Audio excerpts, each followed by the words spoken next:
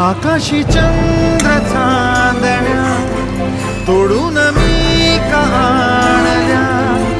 मनाचा पाळणा करू बांधून घे जरा झुला, डोळ्यात तूच साजणी, सुखाचा स्पर्श तू नामा, तुझ्या विना उरेन अर्थ जीवना, उजळे तुझ्या हसूने कणकण, अन चंद्र हे हातीचे काकण.